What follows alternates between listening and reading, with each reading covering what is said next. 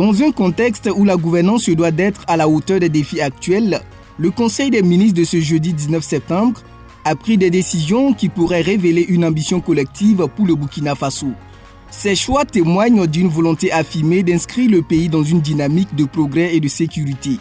C'est à ce titre que 2 décrets ont été adoptés au profit du ministère de l'Économie et des Finances. Le premier décret est un avant-projet de loi relatif à la lutte contre le blanchiment de capitaux et le financement du terrorisme inscrit dans le cadre des engagements de l'UEMOA, et le second décret porte sur l'adoption d'un avant-projet de loi des finances rectificative. Et ce dispositif introduit dans l'ordonnancement juridique du Burkina permet donc d'avoir un cadre juridique qui permet de lutter contre le blanchiment des capitaux et le financement du terrorisme.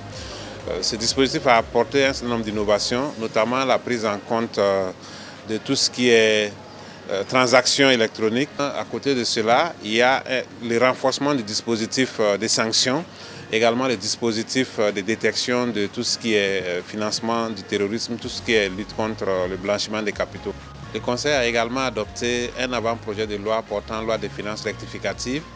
Il faut dire qu'à mi-parcours, le point de l'exécution du budget a été fait et il est ressorti la nécessité de faire des ajustements pour tenir compte des nouvelles initiatives qui ont été prises et également des enjeux du moment.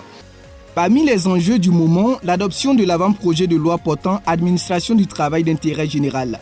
Ce dispositif se veut être un vecteur de réinsertion sociale et transforme des sanctions pénales en opportunités de contribution à la collectivité. Le travail d'intérêt général devient une peine autonome. Son prononcé n'est plus soumis au consentement du prévenu. Parce qu'avec la loi de 2004, il fallait que le prévenu, bien entendu, donne son consentement pour que la peine d'intérêt général soit prononcée. Avec ce projet de loi, il n'y a plus de consentement. C'est une peine autonome qui pourrait être prononcée comme toutes les autres peines d'emprisonnement. Seconde innovation, c'est qu'il y a un certain nombre d'infractions pour lesquelles la peine de travail d'intérêt général sera systématiquement et automatiquement prononcée par le juge sous certaines conditions, bien entendu, qui sont liées à la dangerosité du prévenu, qui sont liées, bien entendu, au désintéressement de la partie civile. Nous parlons par exemple des infractions aux biens. Il faut que la partie civile puisse attester effectivement qu'elle a été désintéressée avant que la peine ne soit prononcée.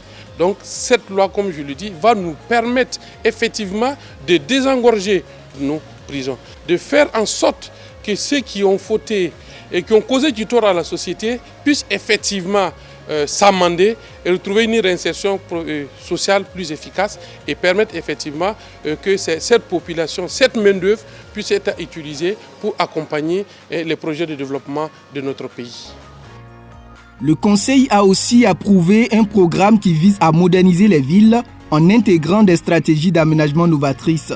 Ce projet, qui s'inscrit en droite ligne avec la vision du président du Faso, prévoit la rénovation des cœurs historiques, l'aménagement des quartiers anciens et la dynamisation des villes secondaires. Ce programme vise essentiellement à moderniser nos villes, à donner un autre visage de nos villes. Donc il comporte un certain nombre de composantes majeures, dont la première concerne tout ce qui est aménagement à l'intérieur de nos villes.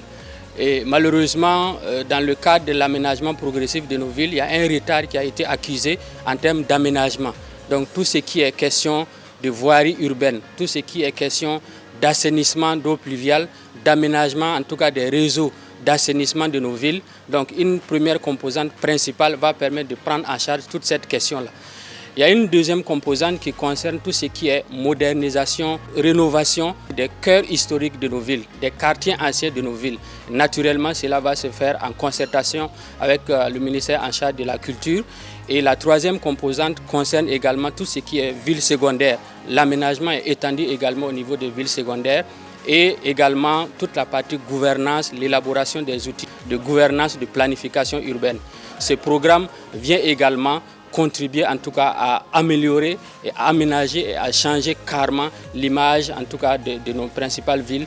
Et je pense que l'autorisation aujourd'hui va nous permettre de poursuivre, de développer le programme et d'aller vers la mobilisation de financement pour sa mise en œuvre. Ainsi, cette initiative contribue non seulement à l'embellissement du paysage urbain, mais aussi à la revitalisation de la vie communautaire. Elle pourrait tisser des liens renforcés entre les citoyens et leur environnement afin de poser les jalons d'un futur où chaque quartier empreinte d'histoire et de modernité devient un véritable foyer de vie et d'épanouissement collectif.